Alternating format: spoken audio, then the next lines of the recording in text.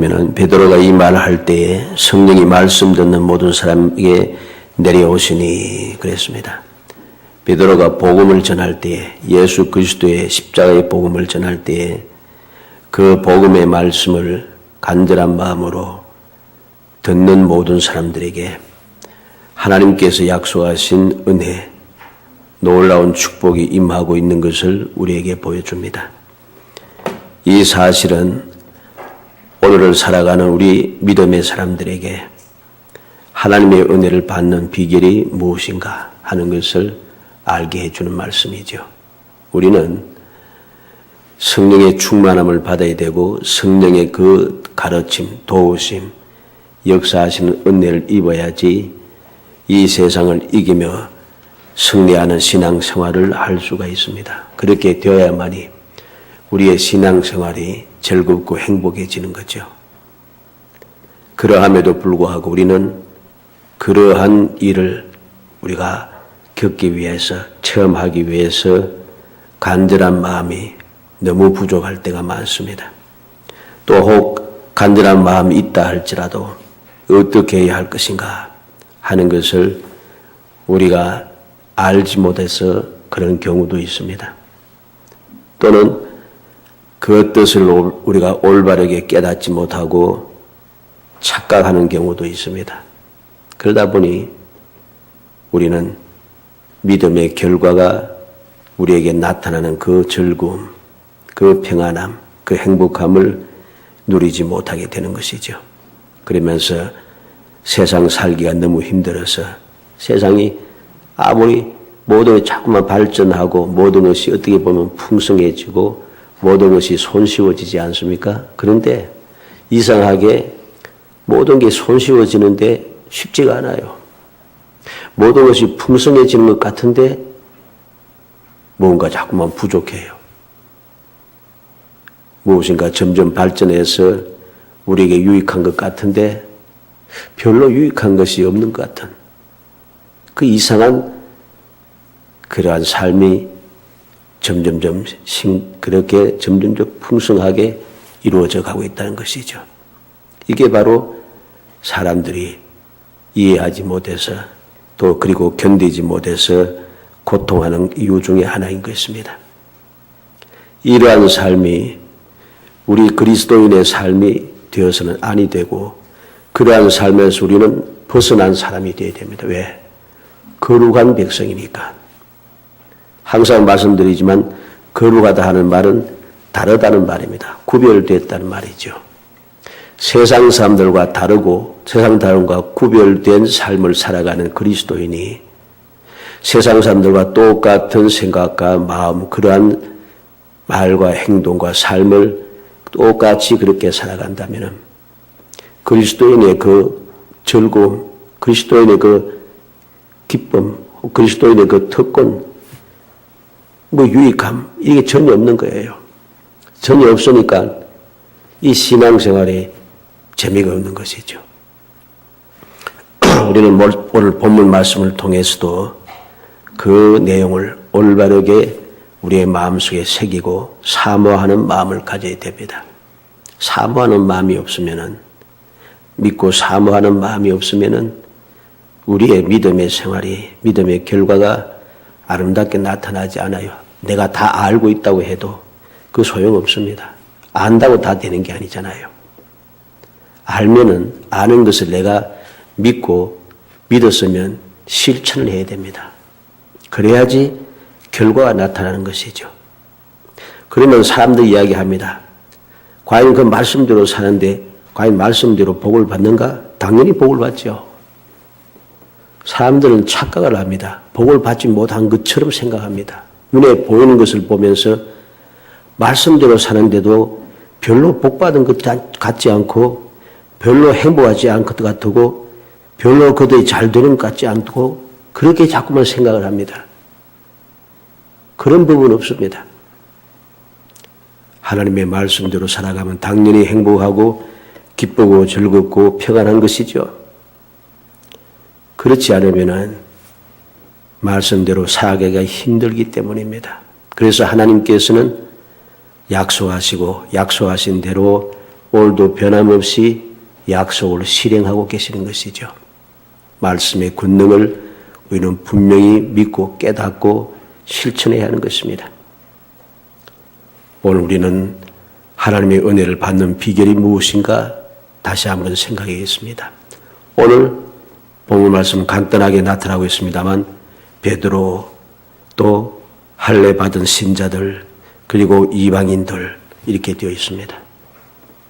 이들 중에 누구에게 성령의 충만한 역사가 나타나는가, 즉 믿음의 결과가 나타났는가? 고넬료와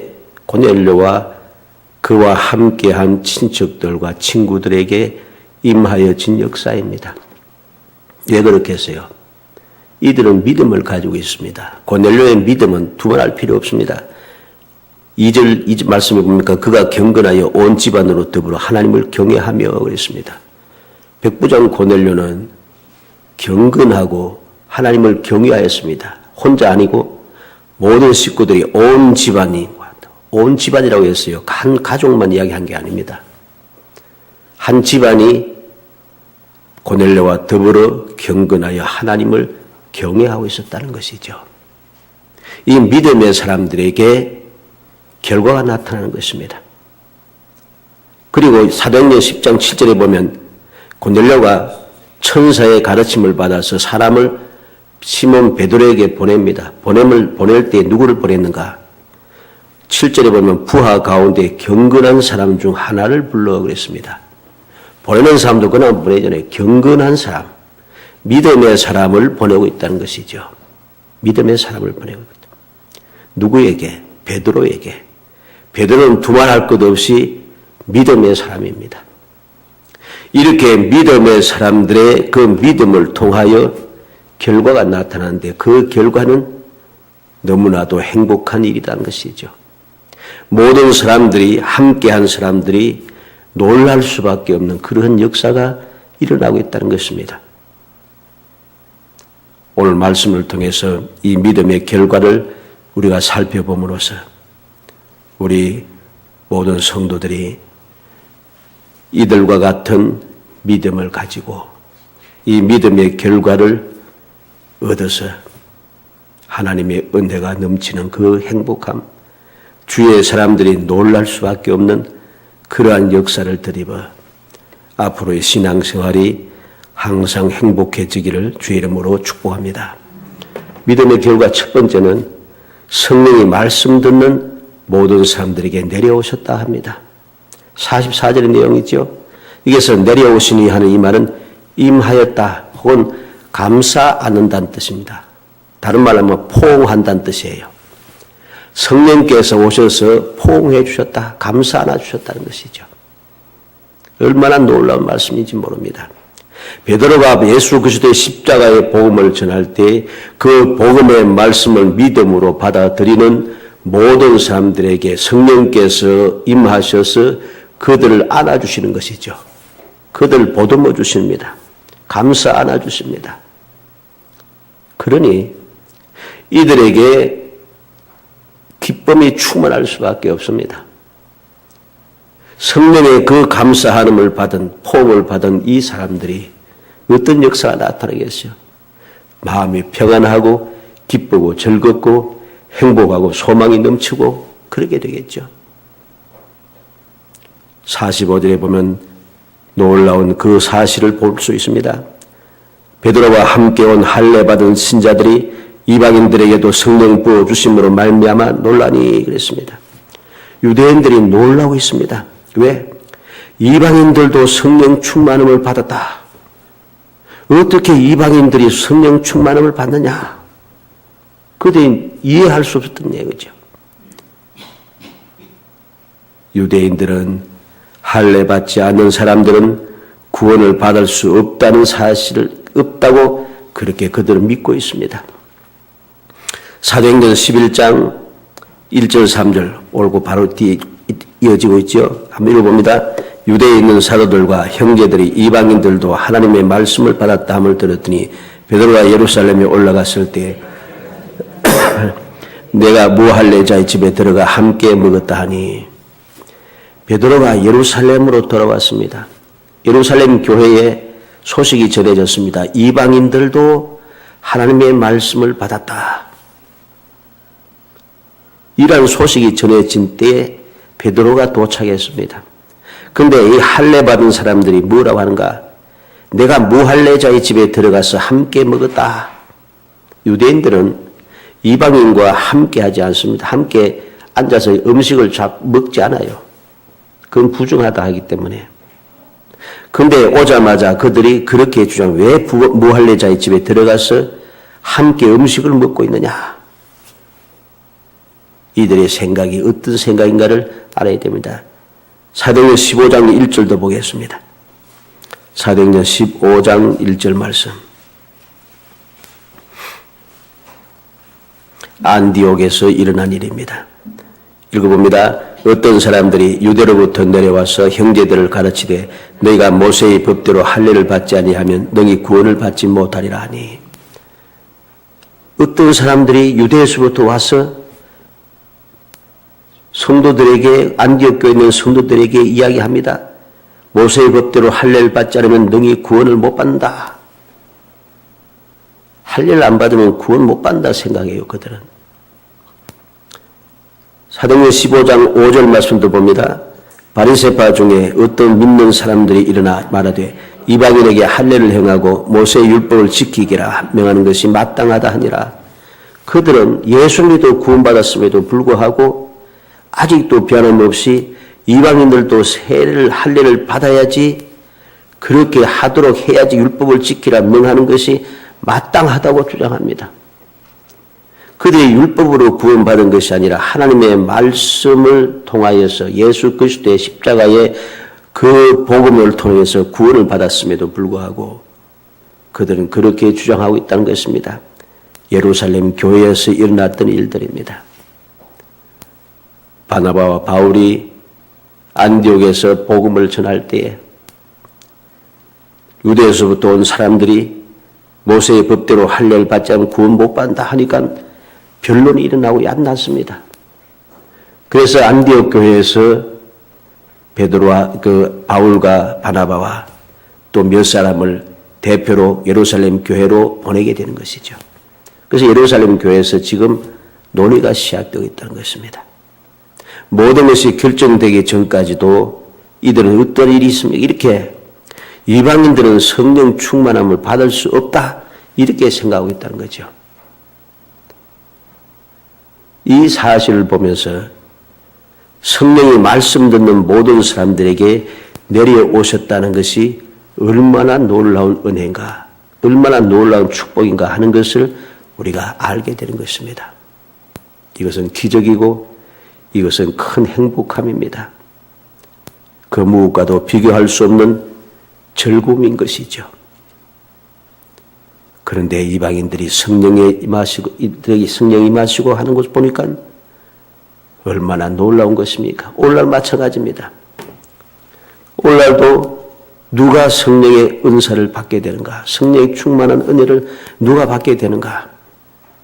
바로 이 고넬료와 같이 하나님 경건하여 하나님을 경외하며 하나님의 말씀, 즉 그리스도의 십자가의 복음을 믿음으로 받아들이는 사람, 믿음으로 받아들이고 그 말씀을 감사하여서 소망 중에 즐거워하는 사람, 그러한 사람들에게 성령께서 임하셔서 그들 감사 안아주시고 그들로 하여금 이 험악한 세상을 당당하게 두려움이 없이 이기며 나아갈 수 있도록 도와주시는 것이죠. 두 번째로 믿음의 결과가 어떠합니까? 하나님을 높였다 합니다. 46절에 보니까 이런 방언을 말하며 하나님 높임을 들음이르라. 성령 충만함 받은 고넬료와 함께한 모든 이방인들이 방언을 말하면서 하나님 높이더라 것이죠. 하나님을 높이고 있습니다. 주를 믿는 믿음의 사람들은 당연히 성령의 은사를 받게 되면 하나님께 영광 돌리는 것은 너무나도 당연한 일입니다. 내가 예수 믿고 구원을 받아서 하나님의 은혜를 입었는데 하나님의 은혜에 감사하지 아니하고 원망과 불평만 일삼으며 하나님의 뜻에 어긋난 삶을 살아가는 것이 이게 믿음의 사람인가? 아닌 것이죠. 하나님의 말씀을 믿고 그리고 성령의 은사를 받은 사람들은 당연히 하나님께 영광을 돌립니다. 하나님 높임을 들음이르라. 하나님께 영광을 돌리는 것이 너무나도 마땅한 일인 것입니다. 사도행전 2장 4절에 보면 그들이 다 성령의 충만함을 받고 성령이 말하게 하심을 따라 다른 언어들로 말하기를 시작하니라. 11절에는 다 하반절에 다 우리의 각 언어로 하나님의 큰 일을 말함을 듣는도다. 오순절날 성령의 충만을 받은 초대교회 120명의 성도들이 성령의 말하게 성령 충만을 받고 성령의 말하게 하심을 따라서 다른 말로 즉 방언으로 말하기 시작했는데 어떤 말입니까? 하나님의 큰 일을 말함을 듣는도다. 하나님의 큰 일을 이야기한 것 같습니다. 이게 성령의 은사를 받은 사람들이 살아가는 믿음의 결과인 것이죠. 나는 어떤 사람들은 성령의 충만을 받았다 하면서도 엉뚱한 소리를 자꾸만 합니다. 이게 무슨 문제가 있는 거죠. 하나님께 영광을 돌리고 하나님 은혜에 감사하고 하나님을 찬송하며 그 거신 은혜를 모든 사람들에게 전하는 삶을 살아야 되는데 이상한 소리 하면서 이상한 행동을 한다는 것이죠. 여기에는 문제가 있는 것입니다. 올바른 자세가 아닙니다. 우리가 성경 말씀을 통해서 하나님을 믿음으로 말미암아 주를 믿음으로 말미암아 성령의 은혜를 입은 하나님의 은혜를 입은 모든 사람들이 하나님의 그 영광을 찬송하고 그 은혜에 감사하고 그것을 기뻐하고 즐거워하여 그렇게 살아가지 그 소리를 하면서 그렇게 살아가지 않고 엉뚱한 소리 하면서 그렇게 문제를 일으키며 살아가는 사람이 아무도 없습니다. 아무도 없습니다. 그런데 왜 이상하게 오늘날 우리는 말씀은 그렇게 우리에게 본을 보여주고 이렇게 하라고 그렇게 가르치고 있는데 왜 우리는 말씀과 어긋나는 삶을 자꾸만 살아가고 있는가? 이게 문제인 것이죠. 성령의 충만함을 받은 사람은 항상 성령의 역사로 일어나서 하나님의 큰 일을 말하게 되고 하나님의 은혜에 감사하고 찬송하는 것이 당연한 것입니다. 사도행전 14장 3절에 보면 두 사도가 오래서 주를 힘입어 담대히 말하니 주께서 그들의 손으로 표적과 기사를 행하게 하여 주사 자기 은혜의 말씀을 증언하시니 하나님께서 주를 힘입어 담대하게 말하는데 그 말할 때에 주께서 은혜의 말씀을 증언하십니다. 표적과 기사를 행하게 하여 주사. 사도행전 19장 5절 6절 말씀에 보면 에베소에서 일어난 일들을 보여줍니다. 그들이 듣고 주 예수의 이름으로 세례를 받으니 바울이 그들에게 안수하며 성령이 그들에게 임하심으로 방언도 하고 예언도 하니 그랬습니다. 주 예수의 이름으로 그들에게 복음을 전하고 주 예수의 이름으로 세례를 받게 했더니 성령께서 임하시고 방언도 하고 예언도 하다. 방언도 하고 예언하면서 뭐 했겠습니까? 당연히 하나님께 영광 돌리는 것이죠. 이러한 일들은 주님께서 약속하신 일입니다. 요한복음 14장 26절 찾아봅니다. 요한복음 14장 26절 말씀.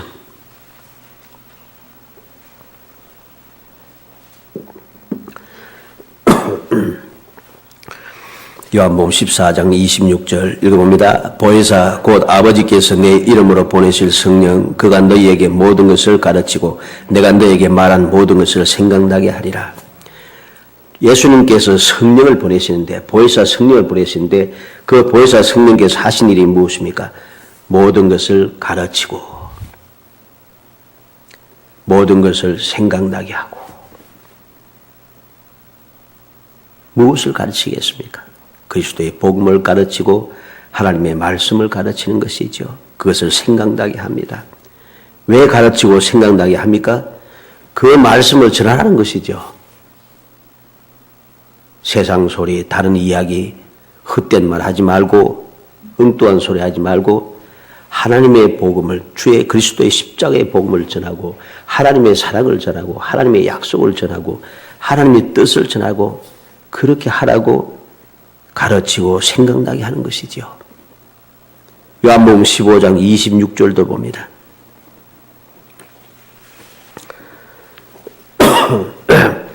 요한복음 15장 26절 읽어봅니다. 내가 아버지께로부터 너에게 보내사 곧 아버지께로부터 나오시는 진리의 성령이 오실 때 그가 나를 증언하실 것이요. 성령이 오셔서 뭐 한다고 했습니까? 그가 나를 증언하실 것이요. 예수 그리스도의 십자가의 복음을 전하는 것입니다. 성령께서 바로 그 십자가의 복음을 증언하시는데 그 성령께서 임하셔서 은사를 받은 사람들이 그 복음을 전하지 않고 하나님의 말씀, 하나님의 뜻을 전하지 않고 세상의 헛된 소리를 전하고 엉뚱한 소리 하면 이것이 올바른 일인가? 올바른 일이 아닌 것입니다. 아무리 그럴듯하고 좋아 보여도 그 소리가 너무나도 좋은 소리고 신나는 소리라도 그것은 잘못된 이야기지요. 성령께서 이 땅에 오신 이유가 예수 그리스도의 십자가의 복음을 전하고 그것을 생각나고 기억나게 하여서 전하고 외치고 살아가게 하라고 하시는 것인데 우리는 엉뚱한 짓을 하고 있다는 것이죠. 이것은 누가 무엇라고 해도 잘못된 것입니다. 오직 하나님의 말씀대로 행해야 하는 것이죠. 주님께서 보혜사 성령을 보내신 이유가 무엇인가를 분명히 알아야 되고 사도행전을 통해서뿐만 아니라 말씀을 통해서 우리는 이 땅에 오신 성령께서 무슨 일을 하셨는가 하는 것을 분명히 봐야 됩니다. 성령께서 하신 일은 하나님의 뜻과 어긋난 것이 하나도 없고 하나님의 말씀에서 벗어난 것이 하나도 없고 예수 그리스도의 십자가의 복음에서 달라진 것이 하나도 없습니다. 오직 하나님 높임을 듣게 되는 것. 이것이 믿음의 결과가 되어지는 것이죠.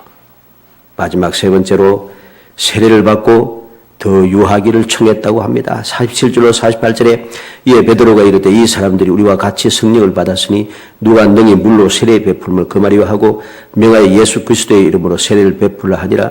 그들이 베드로에게 며칠 더 머물기를 청하니라. 믿음의 결과가 바로 이렇습니다. 믿음의 결과는 성령의 충만함을 받고 하나님 높이는 그 하나님의 그 놀라운 사랑을 깨닫고 그 은혜의 감사 찬송을 하게 되고 그리고 이게 너무나도 기쁘고 즐거워서 믿음의 사람들과 교제 나누기를 원하는 것. 이게 정상적인 모습입니다. 주를 믿는 사람들이 당연히 주의 이름으로 세례를 받고 주의 은혜에 대하여 더 알기를 원하고 더 나아가서 믿음의 사람들과 사랑의 교제 나누기 원하는 것, 이건 당연한 일이죠. 그런데 오늘날 이와 반대되는 삶을 자꾸만 산다는 것이죠. 주의 이름으로 세례를 받고 주의 은혜에 대해서 더 알기를 원하고 믿음의 사람들과 교제를 나누기 원하는 것, 이게 정상인데 그렇지 않은 경우가 많다는 거죠. 교제를 열심히 나누는데 이러한 믿음에 대하여서 사랑에 대해서 더 깨닫고 은혜에 대해서 더 깨닫고 주님의 뜻을 이루어가기 위해서 교제 나눈 게 아니고 세상 사람들의 교제와 똑같아요. 내 삶의 유익을 위해서 내가 하는 일의 유익을 위해서 세상 사람들이 교제하는 거하고 다를 게 없어요. 그런 자세를 가지고 살아가니 믿음의 결과가 나타나지 않는 것이죠. 그것은 믿음의 결과가 아닙니다. 믿음의 결과가 아니기 때문에 그 삶은 행복하지가 않습니다. 그게 어떻게 되겠어요? 끼리끼리 놀게 되잖아요. 우리는 초대교회를 통해서 모든 믿음의 그 사람들의 그 올바른 주의 몸된 교회의 구성원들을 통해서 앞서간 믿음의 사람들 한번 보세요. 그들이 끼리끼리 놉니까? 끼리끼리 안 놉니다. 끼리끼리 노는 건 잘못된 것입니다. 예수 그리스도 안에서 주님의 그 보배 피로 죄 사함을 받아 의인이 되고 하나님의 자녀가 된 하나님의 백성들이 하나님의 백성들과 함께 교제 나누고 함께 즐거워하고 함께 하는 것이 정상이지. 거기서도 또 이것저것 따져가면서 패싸움하고 이러면 이게 잘못된 것이죠. 그렇게 해서는 안 되는 것입니다. 그것은 믿음의 결과가 아닌 것입니다. 오늘 본문 말씀 나타나는 고넬료는 어떠합니까? 이방 사람임에도 불구하고 더 머물기를 청하고 베드로도 그들의 이방 사람들도 불구하고 더 머물고 있다는 것이죠. 이게 믿음의 올바른 결과인 것입니다. 누가복음 5장 29절에 레위가 예수를 위하여 자기 집에서 큰 잔치를 하니 세리와 다른 사람이 많이 함께 앉아 있는지라. 세리, 레위가 세리 마태지요. 주님의 부름을 받고 그는 기뻐서 주님을 집에 모시고 큰 잔치를 했습니다. 이제 주님을 따라가게 되고 주님과 함께 하게 되었다는 것이죠. 그래서 주의 모든 알고 있는 사람들 다 불러 모아서 큰 잔치를 하고 이제부터 주님을 따르기 시작하는 것이죠. 주님을 따르고 주님의 그 말씀을 들은 사람은 이렇게 할 수밖에 없어요. 당연히 주님을 따르면서 큰 역사를 하게 되는 것이죠. 누가복음 19장 5절 6절에도 예수께서 그곳에 이르사 쳐다보시고 이르시되 삭개오야 호숙해 내오라 내가 오늘 내 집에 유하여 하겠다 하시니 급히 내려와 즐거워하며 영접하거늘. 삭개오가 주님의 말씀을 듣고 즐거워하며 주님을 영접합니다. 이게 정상인 것이죠. 요한복음 4장 40절에 사마리아인들이 예수께 와서 자기들에게와 함께 유하기를 청하니 거기서 이틀을 유하시며, 모든 유대인들이 사마리아 사람들과는 사귀지도 않습니다. 이 사마리아를 지나가면 예루살렘에 바로 갈 수 있지만은 사마리아 사람하고 가까이 하기 싫어서 빙 돌아서 갑니다. 이게 유대인들의 특징이에요. 그런데 예수님께서는 그 사마리아에 들어가서 사마리아 사람들과 그들에게 복음을 전하고 그들과 이틀을 더 유하면서 그들을 위로하고 그들에게 은혜를 베풀고 있다는 것이죠. 그리고 그 사마리아 사람들이 처음에는 유대인들이 그렇게 하니까 사마리아 사람들 유대인들을 좋아하지 않습니다. 그런데 그들이 처음에는 수가성의 한 여인이 당신은 유대인이면서 사마리아 사람 나에게 물을 달라 합니까? 했던 그 사람들이 예수님을 영접하기 시작하는 거죠. 주님을 모시기를 기뻐하고 즐거워하고 있습니다. 이게 올바른 믿음의 결과입니다. 사도행전 16장 15절 찾아봅니다. 사도행전 16장 15절 빌립보에서 일어난 루디아에 대한 이야기입니다. 읽어봅니다. 그와 그 집이 다 세례를 받고 우리에게 청하여 이르되 만일 나를 주 믿는 자로 알거든 내 집에 들어와 유하라 하고 강권하여 머물게 하니라. 바울 사도가 예수 그리스도의 복음을 전할 때에 이 빌립보에서 복음을 전할 때 루디아 자주 옷감 장사인 루디아가 그 말씀을 듣고 받아들이고 집으로 들려서 세례를 받았다 합니다. 그 집이 다 세례를 받고 그리고 강권하여 내 집에 들어와서 머물게 합니다. 이게 바로 믿음의 사람들의 아름다운 결과 모습이라는 사실이죠. 사도행전 16장 33절 34절도 봅니다. 33절 34절 읽습니다. 그 밤 그 시각에 간수가 그들을 데려다가 그 맞은 자리를 씻어주고 자기와 그 온 가족이 다 세례를 받은 후 그들을 데리고 자기 집에 올라가서 음식을 차려주고 그와 온 집안이 하나님을 믿음으로 크게 기뻐하니라. 이 간수가 죄수로 잡혀왔던 이 바울 사도에게 복음을 듣고 온 집안 식구들이 다 세례를 받고 자기 집으로 모시고 올라가서 음식을 차려주고 하나님을 믿음으로 크게 기뻐하더라. 놀랍지 않아요? 이렇게 할 수가 없습니다. 그런데 그는 아무것도 두려워하지 않아요. 두려워하지 않고 큰 기쁨으로 하나님을 믿게 되었으니 너무 기쁘고 즐겁습니다. 세를 받고 난 다음에 죄수로 감옥에 있던 그 바울과 바나바스 그 신라를 집으로 모셔드리고 음식을 대접하고 있다는 것이죠. 그 밤에 그 시각에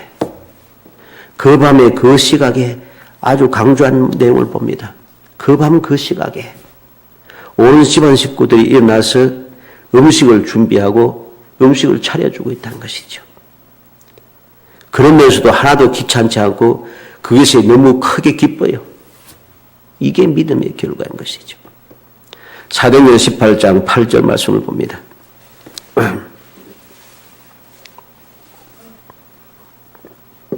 사도행전 18장 8절 말씀 있습니다. 또 회당장 그리스보가 온 집으로 더불어 주를 믿으며 수단 고린도 사람도 듣고 믿어 세례를 받더라. 회당장, 유대인의 회당장 그리스보가 온 집으로 더불어 주를 믿었다. 무슨 말이겠습니까?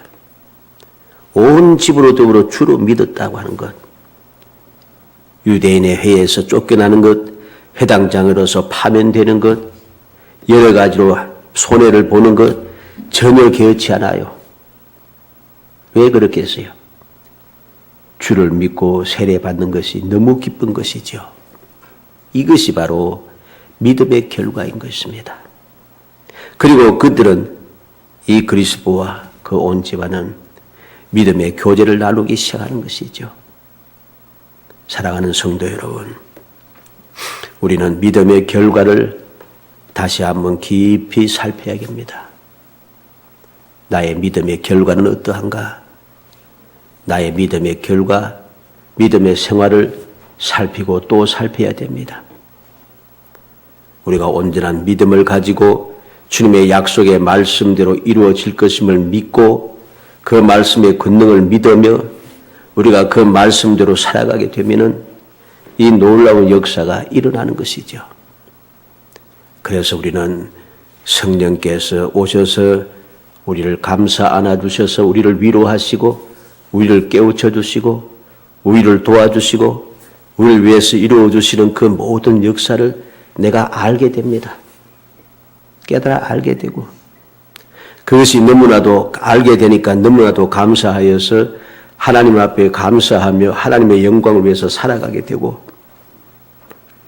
이것이 너무나도 즐겁고 행복하니 더 하나님의 말씀에 대해서 알기 위하여 날마다 주야로 하나님 말씀을 묵상하기를 즐거워하고 그 묵상한 말씀을 그러한가 하여 살피고 또 살피며 깨닫기 위하여 또 기도하여 성령의 도우심을 받게 되고 이러한 사실을 더 잘 알기 위해서 믿음의 교제를 나누게 되고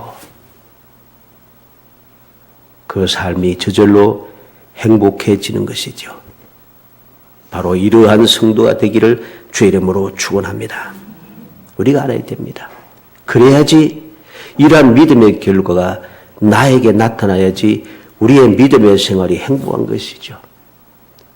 하나님 앞에 나와 예배 드리는 것이 행복하고 하나님의 말씀을 배우는 것이 행복하고 하나님의 말씀을 듣는 것이 행복하고 하나님의 그러한 성원을 찬송하는 것이 행복하고 하나님 앞에 기도하는 것이 행복하고 하나님과 교제하는 것이 행복하고 하나님 말씀대로 살아가는 것이 행복하고 행복함이 가득 차서 내가 살아가기 신밀한 신앙생활을 하게 되니 하나님께서 그 행복한 사람에게 더 행복하도록 복을 내려주시는 것이죠. 우리는 말씀을 통해서 이러한 사실을 보게 됩니다. 누가 복을 더 많이 받습니까?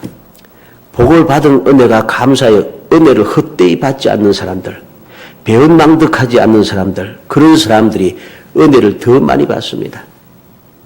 볼일 다 받다 싶어서 엉뚱한 짓 하는 사람은 계속해서 은혜 받지 못해요. 우리는 명심하고 명심해야겠습니다. 베드로는 하나님의 은혜를 많이 받았음에도 불구하고 계속해서 주님 맡겨준 사명 감당하기 위해서 모든 사람들이 욕할 것도 알면서도 이방인 고넬료의 집에 들어갑니다. 그곳에서 예수 그리스도의 복음을 전합니다.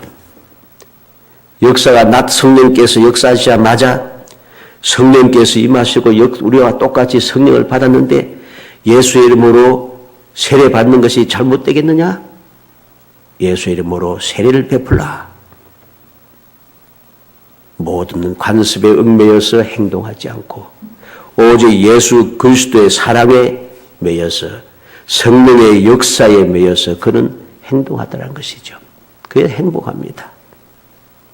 간절히 바라기는 우리 모든 성도들이 바로 이 놀라운 믿음의 결과를 마음에 새겨서 오늘날 이 말씀 우리에게 보여주신 것은 나도 이렇게 살아서 나도 이렇게 행복하기를 원하는, 무엇보다 보혜사 성령에 감사 않는 은혜를 받기를 원해서 이렇게 하면 성령에 감사 않는 포옹받는 삶을 살 수 있다. 성령에 포옹받는 삶을 살게 되면 기쁘고 즐거워진다. 기쁘고 즐거워지면 모든 일이 행복해진다 하는 것을 보여주고 그렇게 살기를 원해서 이 말씀을 전해주신 것이죠. 아무쪼록 우리의 마음이, 생각이, 우리의 모든 사상이 자꾸만 세상의 생각, 인간적인 계산 그런 것에 빠져서 그 말씀을 자꾸 헛되이 받지 말고 순수한 마음으로 말씀을 그대로 받아들여서 그대로 실천하고 그대로 복을 받는 정말 복된 했고 행복한 성도들이 다 되기를 주 이름으로 축원합니다. 은혜 감사합니다. 사랑하여 주셔서 택하여 주시고 택한 저희들로 하여금 주님의 은혜를 덧입는 믿음의 결과를 가지고 행복한 삶을 살아가고 보혜사 성령님의 감사 않는 그 놀라운 기적의 삶을 살아갈 수 있는 방법을 저희들에게 일깨워 주심을 감사합니다. 믿음을 주옵소서. 인간의 생각, 나 자신의 고집에 따라서 모든 것을 아버지 거부하지 말게 하시고 믿음으로 주의 말씀을 받아들여 아버지 성령의 가담침과 성령의 감동하심과 성령의 포옹하여 주시는 그 귀한 은혜를 입어 우리의 삶이 행복해지게 하옵소서. 우리의 믿음의 생활이 더욱더 복되게 하여 주옵소서. 저희의 믿음의 생활이 모든 사람들에게 소망이 되게 하여 주옵소서. 무엇보다 하나님께서 기뻐하셔서 더 많은 것으로 베풀어 주기를 즐거워하시는 기쁨을 이기지 못하여 하시며 앞장서 가시며 친히 이루어 주시는 그 귀한 은혜를 누리는 아름다운 신앙생활이 될 수 있도록 은혜를 베풀어 주옵소서. 예수님의 이름으로 기도합나이다. 아멘.